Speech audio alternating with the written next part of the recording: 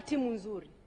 Kama Aweso asipopewa pesa za kutosha, ile dhamira ya kumtoa mama ndoo kichwani haiwezi kufanikiwa.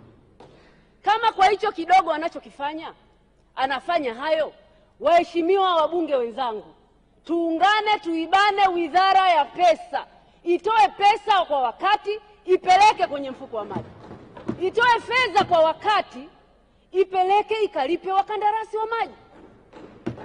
Mheshimiwa Naibu Spika, kamati imesema hapa wakandarasi nchi nzima wanadai bilioni 534, na mmesema kuna miradi zaidi ya 1000 nataka kutekelezwa.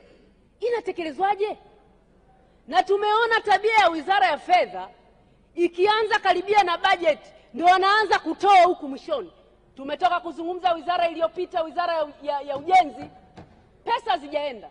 Na hii tabia ya kuacha Wizara ya Fedha, TRA wanakusanya pesa, hawapeleki kwenye maeneo ambayo yamewekewa uzio, maeneo nyeti.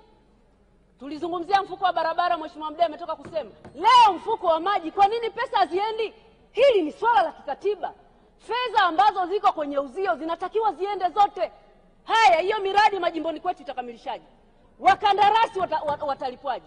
Mheshimiwa Naibu Spika, mkoa wa Mara peke yake, mkoa wa Mara wakandarasi, mkoa wa Mara madeni ya maji ambayo yapo bilioni 5.3. Suppliers peke yake wanadai bilioni 1.9.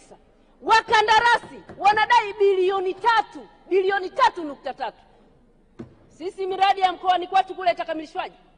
Na hapo kwenye mamlaka yetu ya mji wa maji, mradi tu wa Balili umeisha, lakini mkandarasi bado anadai milioni 400. Ukienda Kisangwa bado anadai milioni 150. Nenda Misisi bado anadai milioni 150. Sasa haya mambo lazima tuyaseme. Na wakati huyu mtu apewi pesa, bado taasisi za kiserikali zinatumia maji, zinadaiwa bilioni 61. Hizo mamlaka zetu za maji zitajiendeshaje? Na Mheshimiwa Naibu Spika, mwaka jana ilikuwa bilioni 26. Imeshoot mpaka bilioni 61. Hatuoni aibu?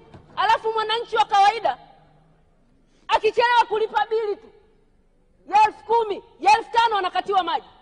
Lakini kuna watu wamekalia bilioni 61 ambayo inafanya halmashauri, ambayo inafanya mamlaka zetu za maji zishindwe kutekeleza miradi yake kwa wakati. Mimi nimeshawahi kukatiwa maji, nilichelewa kulipa bili na hiyo adhabu ilikuwa inanistahili. Kwa nini hizi mamlaka zingine zikatiwe? Kwa nini wananchi wasifikirie kuna watu ambao wanaweza wakatumia maji bure kabisa, lakini kuna wananchi maskini wanatakiwa walipe shilingi 10,000? Mheshimiwa Aweso, sisi ndio bunge tunapitisha pesa. Sisi ndio bunge, tupo kwa niaba ya wananchi. Nenda kawakatie maji, unaogopa nini? Nenda kawakatie maji. Mtu ambaye halipi bili hastahili kupata huduma ya maji. Bilioni 61.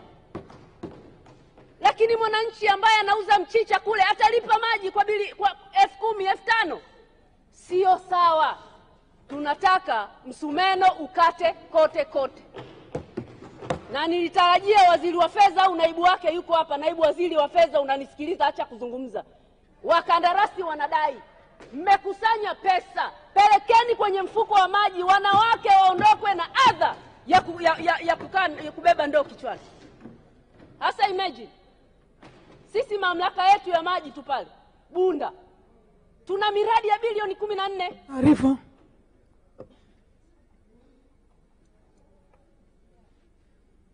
Taarifa. Nilikuwa nampa taarifa Mheshimiwa Bulaya kwamba katika mamlaka zinazodaiwa ama taasisi za serikali, JWTZ inadaiwa bilioni 34, Jeshi la Magereza bilioni 31, Jeshi la Polisi bilioni 10 na nyingine nyingi. Na wizara kibao pia zinadaiwa. Wakatie maji, wakose maji ya kunywea kahawa ofisini. Mheshimiwa Naibu Spika, natolea mfano tu namna gani hii wizara ipati pesa. Kwetu sisi bilioni 14, tuna miradi 9. Mradi wa ujenzi wa miundombinu wa maji taka bilioni 1.7, imetoka milioni 500, bado bilioni 1.2. Mradi wa kusambaza maji kata ya Waliku bilioni 1.6, haijatoka hata shilingi. Mradi wa kusambaza maji Kisangwa kata ya Mchalo milioni 716, haijatoka hata shilingi. Mradi wa ujenzi wa bomba kubwa kutoka Migungani kwenda Mlima Kasakwa bilioni 1.2, haijatoka hata shilingi. Ujenzi wa tanki kubwa la lita 670 Migungani milioni 450, haijatoka hata shilingi. Ujenzi wa tanki la lita 225,000 kituo cha kusukuma maji Migungani milioni 250. Ujenzi wa tanki la lita 1.5 Kisangwa milioni 156. Ujenzi wa mitambo ya kusambaza maji Migungani hadi mlima Bomani milioni 750. Ujenzi wa mitambo wa mabomba katika kituo cha kusukuma maji Migungani hadi mlima Nyiendo bilioni 3.5. Hizi zote hazijatoka. Haya, mkurugenzi wangu wa jina anaitwa Esther, anafanya kazi. Kama mjampa hizi hela hii atafanyaje hizi pesa? Na anafanya kazi. Ameweza kuitoa mamlaka ya maji kutoka klasi C, sasa hivi tunajitegemea. Ameweza kukusanya pesa kutoka milioni 700 mpaka bilioni 1.2. Mpeni hizi bilioni 14 akamilishe miradi. Haya yote waheshimiwa wabunge, hayawezi kufanyika kama tusipoibana wizara ya fedha. Wizara ya fedha itaki kubembeleza mawaziri hao wakaombeombe hela kwa migulu.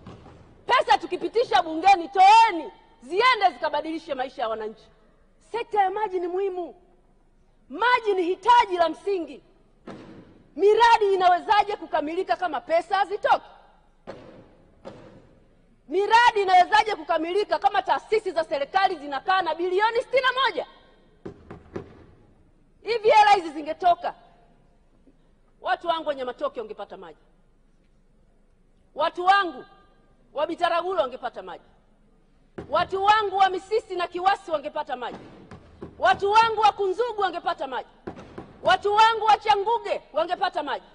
Watu wangu wa Bitaraguru wangepata maji. Watu wangu wa Manyamanyama wangepata maji. Watu wangu wa Balili wangepata maji. Watu wangu wa Nyasura Zanzibar wangepata maji. Watu wangu wa Bunda mjini wangepata maji. Asante.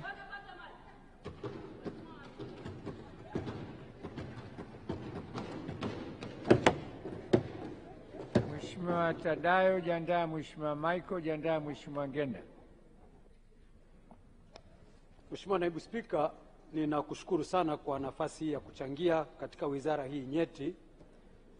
Mheshimiwa Spika, pamoja na taarifa ya Spika iliyotoka leo asubuhi juu ya msiba uliotupata Mwanga, ninaomba tu kwa hisani yako uniruhusu sekunde 2 nitoe neno la pole kwa wananchi wa jimbo langu, jimbo la Mwanga, kwa ajili ya msiba huu mkubwa ambao umetupata.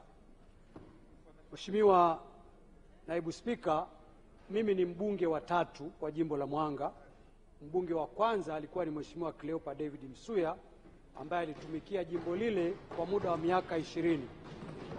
Mheshimiwa Naibu Spika, Mheshimiwa Cleopa David Msuya alikuwa ni kiongozi mwenye maono mapana na amejenga misingi mikubwa katika jimbo lile ambalo kwa muda mrefu sana tutaendelea kujenga juu yake, na bado ninaamini tutakwenda vizuri.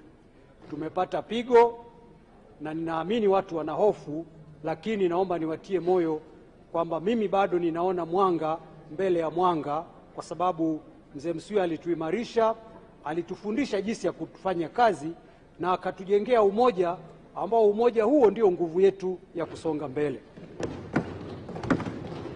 Mheshimiwa Naibu Spika,